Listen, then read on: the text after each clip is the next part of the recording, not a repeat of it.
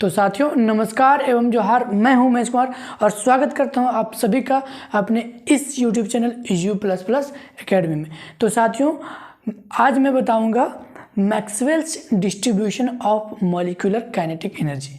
तो चलिए आगे बढ़ते हैं और आज पर फोकस करते हैं। आगे बढ़ने से पहले जान लेते हैं आपका हालचाल। तो कैसे हैं आप सब? बोले तो एकदम झकास। तो चलिए आगे बढ़ते हैं। तो साथियों आज के लिए हमारा टॉपिक है Maxwell's distribution of molecular kinetic energy. आज का हमारा टॉपिक क्या है? Maxwell's distribution of molecular kinetic energy. ठीक है, तो अब चलिए इसके बारे में जानते हैं। क्या कहता है कि we know as per Maxwell's distribution of molecular velocities.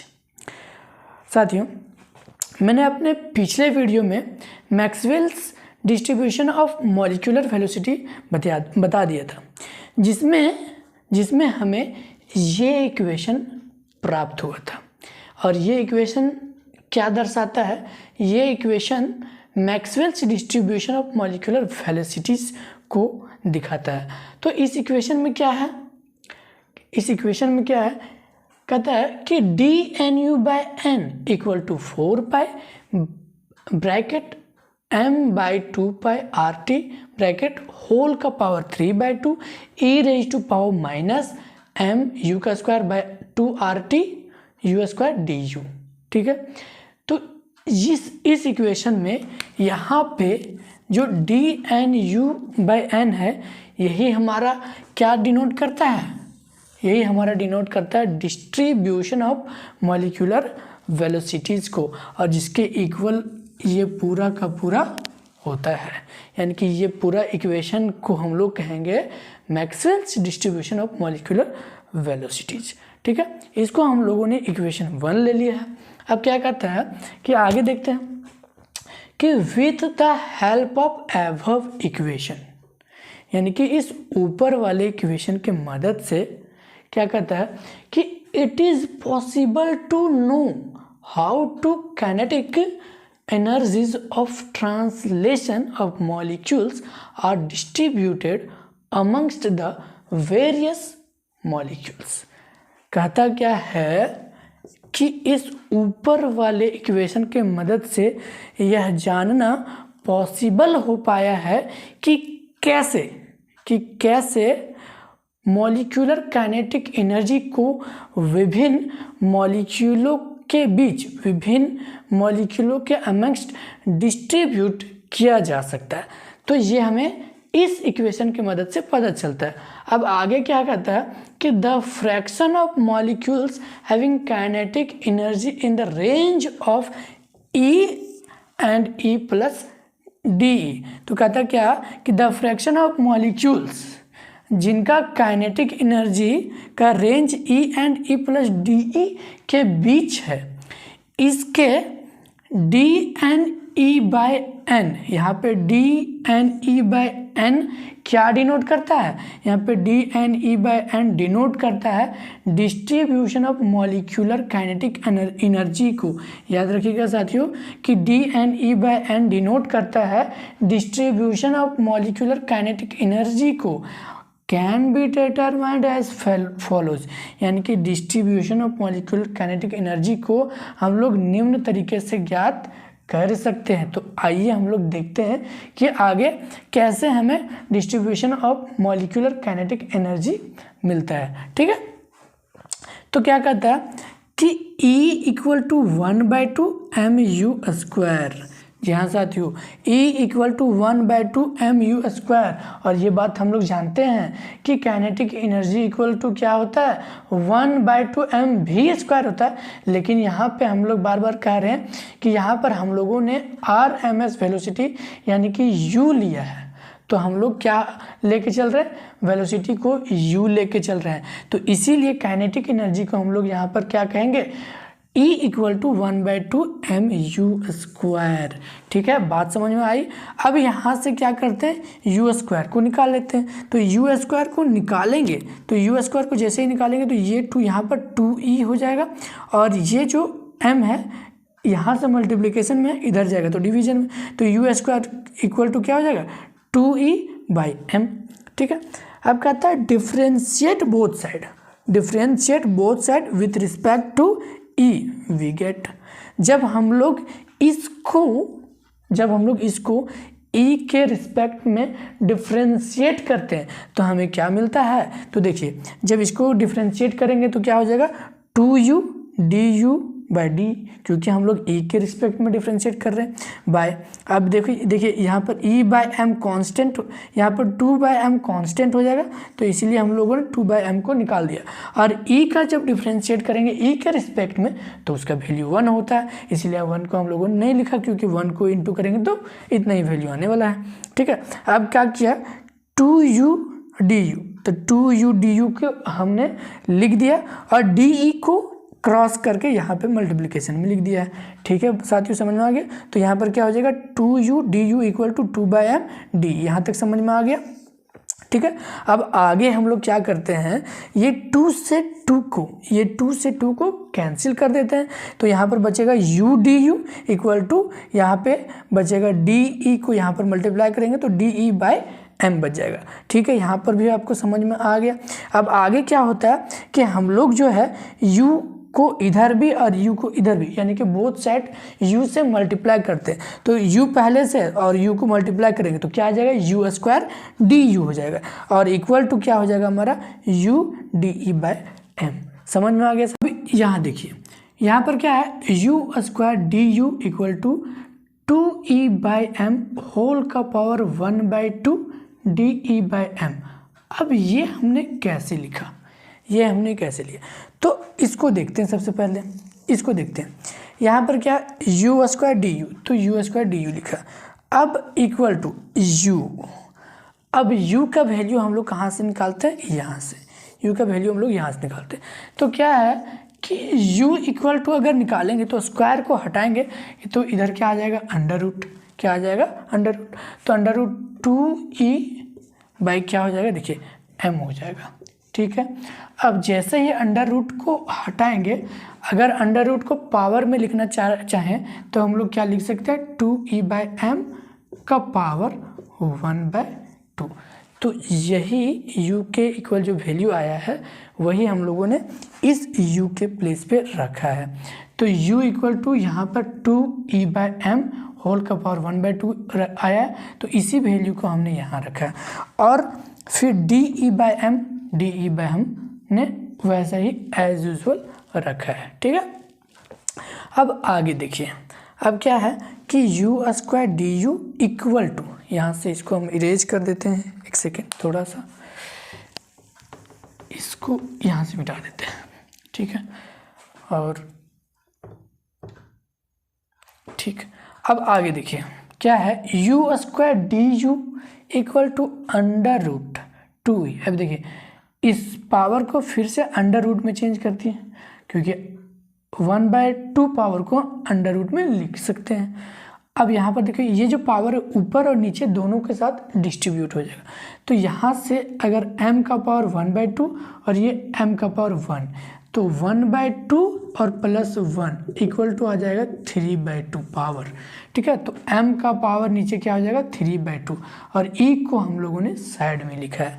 ठीक है, तो यहाँ से इस कैलकुलेशन के माध्यम से हमारा क्या आ गया u square du equal to under root 2e by m का पावर 3/2 और de आ गया।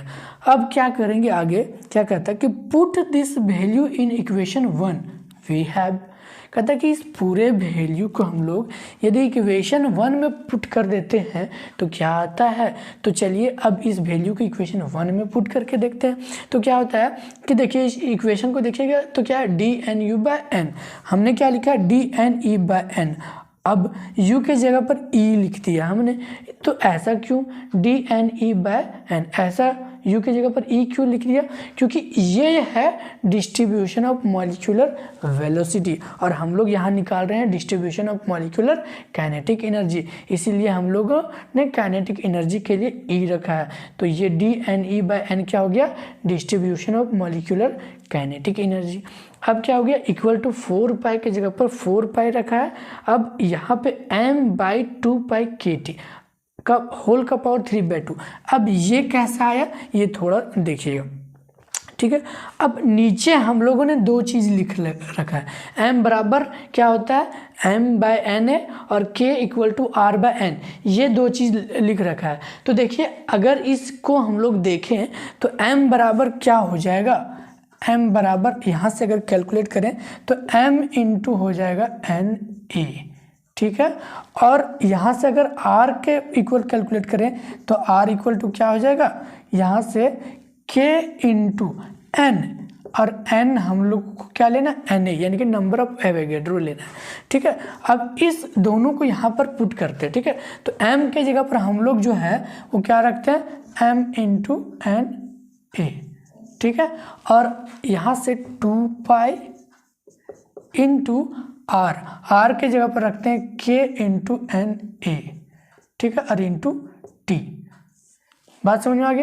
तो ये na से ये na कैंसिल हो जाएगा, तो बच जाएगा हमारा m/2 पाई k t। तो ये वैल्यू आ जाएगा साथियों, और इसी वैल्यू को मैंने यहाँ पे लिखा है। तो बात समझ में आ गई। 4 पाई m/2 पाई के टी का होल का पावर 3/2 कैसे आया, तो यहाँ से इस कैलकुलेशन के माध्यम से आया। अब यहाँ पर हम लोगों ने क्या लिखा है, √2e/m का पावर 3/2 d। ये किस लिए लिखा, तो यहाँ पर देखिए साथ u² du है, और u² du equal to value क्या आया, √2e/m का पावर 3/2 d। तो इस वैल्यू को हम लोगों ने यहाँ रखा। अब इसके जगह पे क्या है, e का पावर माइनस e/kt। अब ये कैसे आया इसको कैलकुलेट करते हैं साथियों, ये कैसे आया इसको कैलकुलेट करते हैं। तो देखिएगा e का पावर माइनस है, यहाँ पर m के जगह पर हम लोग क्या लिखेंगे mna, ठीक है, लिख दिया हमने, बाय 2 के जगह पर 2।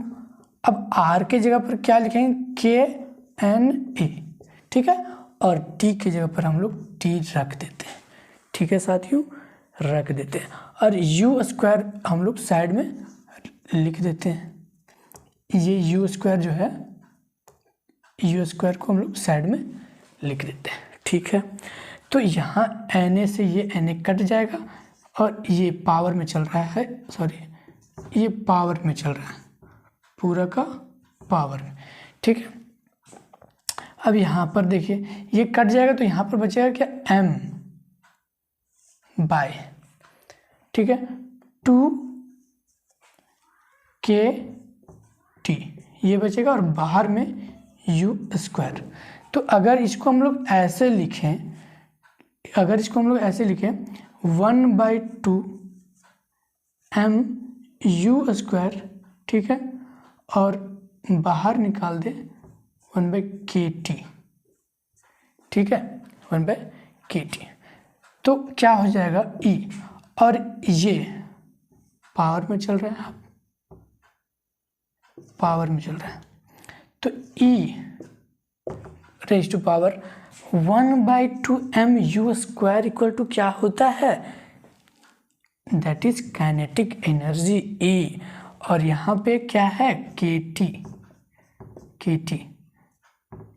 यहाँ पर हमारा क्या है kt। तो यही हमारा कैलकुलेशन साथियों, यही जो आया हमारा वैल्यू इसके स्थान पे, तो वो हमने यहाँ लिखा है। बात समझ में आ गया साथियों। तो इसको हम मिटा देते हैं।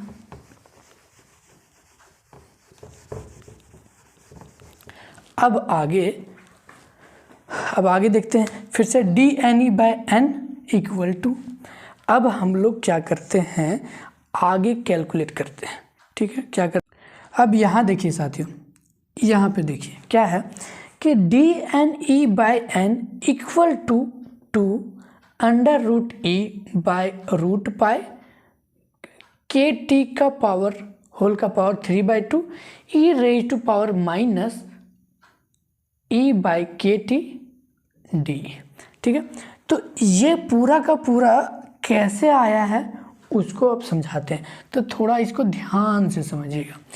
इसी इक्वेशन को सॉल्व करके हमने ये लाया है, तो इसको थोड़ा सा ध्यान से समझिएगा। इसको सॉल्व करने का कोशिश करते हैं दोस्तों। यहाँ पर 2e हमने ले लिया, ठीक है, 2e ले लिया।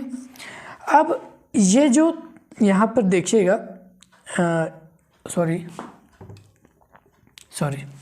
यहाँ पे 4 पाई ले लिया, इसको सॉल्व करके हमने ये लाया। तो कैसे किया है, सो देखिए 4 पाई हमने ले लिया, ठीक है। अब क्या किया है, देखिए m भी रख दिया। अब ये जो 3/2 है पावर, ऊपर नीचे सबके साथ डिस्ट्रीब्यूट कर देते हैं। तो यहाँ पर हमने पावर को डिस्ट्रीब्यूट कर दिया, ठीक है। अब यहाँ पर ये 3/2 सब में डिस्ट्रीब्यूट कर देते हैं साथियों।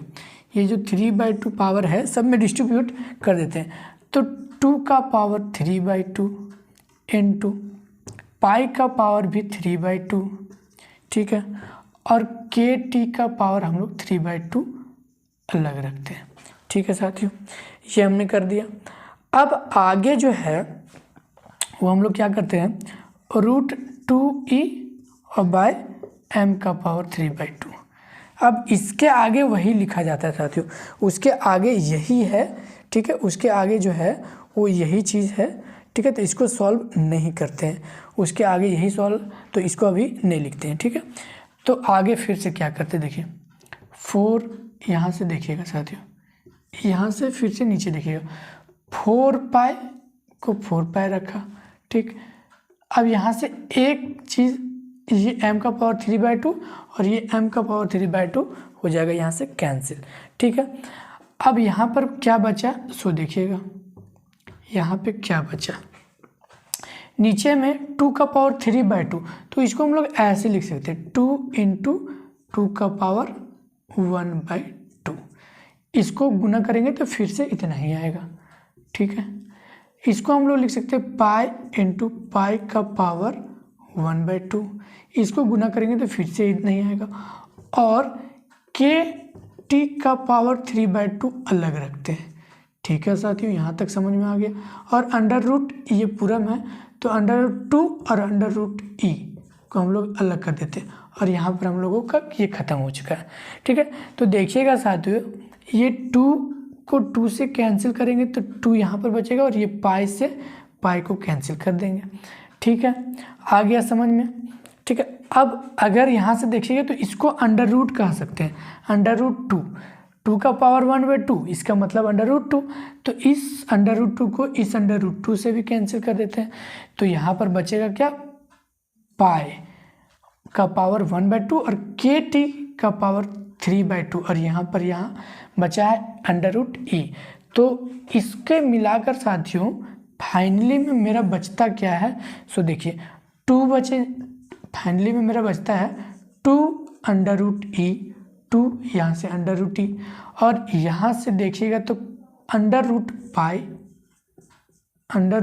बच जाएगा, और के टी का होल का पावर 3/2 यही बचता है साथियों।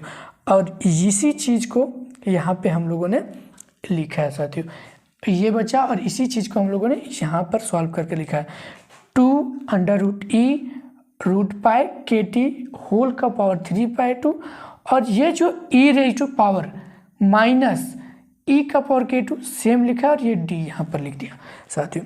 तो ये जो फाइनल मेरा आया है, इसको हम लोग थोड़ा इरेज कर देते हैं,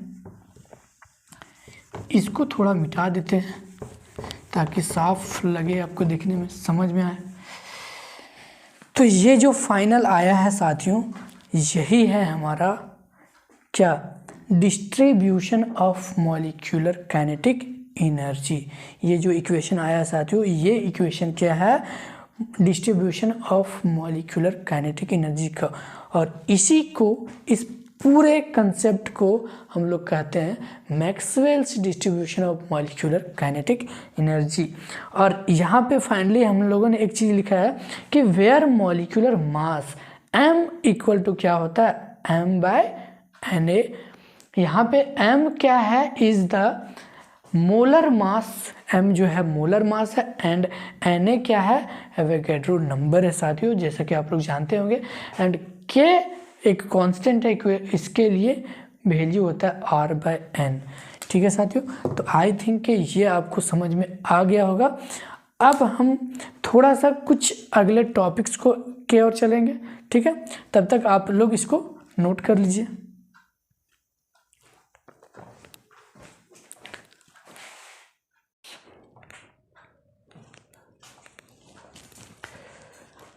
अब आगे है टाइप्स ऑफ मॉलिक्यूलर वेलोसिटी। आगे क्या है, टाइप्स ऑफ मॉलिक्यूलर वेलोसिटी। तो there are 3 types of molecular velocity, यानी कि 3 टाइप के मॉलिक्यूलर वेलोसिटी होते हैं, जिनमें से पहला है मोस्ट प्रोबेबल वेलोसिटी। इनको हम लोग अल्फा से या यू, देखिए यू और पी से डिनोट कर सकते हैं। मोस्ट प्रोबेबल वेलोसिटी को अल्फा से या यूपी से डिनोट कर सकते हैं। ये क्या होता है, कहता है कि it is defined as the velocity possessed by the molecule at a given temperature. कहता है क्या कि गिवन टेम्परेचर पे डिफरेंट मॉलिक्यूल्स का जो वेलोसिटी होता है वही हमारा क्या होता है, मोस्ट प्रोबेबल वेलोसिटी होता है, ठीक है। दूसरा क्या है, दूसरा है एवरेज वेलोसिटी। इसको हम लोग v या फिर u टू द बार भी से डिनोट कर सकते हैं, बार से भी डिनोट कर सकते हैं। अब इनका डेफिनेशन क्या है, किसको हम लोग कहेंगे एवरेज वेलोसिटी। कहता है it is given by the arithmetic mean of different velocities possessed by the molecule at given temperature. मान लेते हैं कि एक वेसल्स में n मॉलिक्यूल्स हैं और सभी मॉलिक्यूल्स के जो वेलोसिटी हैं वो क्रमशः v1, v2, v3 dot dot vn है, ठीक है। तो क्या है कि सभी मॉलिक्यूल्स का वेलोसिटी का जो औसत मान होगा, जो औसत मान होगा वही क्या हो जाएगा, औसत मान एट गिवन टेम्परेचर, वही हो जाएगा हमारा क्या, एवरेज वेलोसिटी। उसको हम लोग इस तरह से लिख सकते हैं v और u to the bar equal to v1 plus v2 plus v3 dot plus dot dot dot vn by n। ये हो जाएगा औसत मान और इसी को हम लोग एवरेज वेलोसिटी भी कहते हैं, ठीक है। अब आगे क्या है, तीसरा रूट मीन स्क्वायर वेलोसिटी, जिसको हम लोग RMS वेलोसिटी भी कहते हैं। इसको हम लोग v से या फिर u से, v से या फिर u से डिनोट कर सकते हैं। इसको क्या कहते हैं इसको, it is defined as the square root of the mean of the squares of different velocities possessed by the molecule at given temperature. फिर से क्या करते हैं, मान लेते हैं कि किसी वेसल्स में n मॉलिक्यूल्स हैं। अब सभी मॉलिक्यूल्स के जो वेलोसिटी हैं वो respectively v1, v2, v3 plus dot dot dot vn है, ठीक है। तो क्या होगा, इन वेलोसिटीज़ के स्क्वायर के जो मीन आएगा उसके रूट के इक्वल होगा, यही हमारा क्या हो जाएगा, रूट मीन स्क्वायर वेलोसिटी, ठीक है, एट गिवन टेम्परेचर, दिए गए तापमान पर, ठीक है। तो ये 3 तरह का हमारा वेलोसिटीज होते हैं। First is most probable velocity, second is average velocity and third is root mean square velocity. और ये हो गया हमारा 3 टाइप्स ऑफ मॉलिक्यूलर वेलोसिटी, ठीक है साथियों। तो आज के वीडियो में बस इतना ही, मिलते हैं हम अपने अगले वीडियो में, तब तक के लिए बाय बाय, धन्यवाद।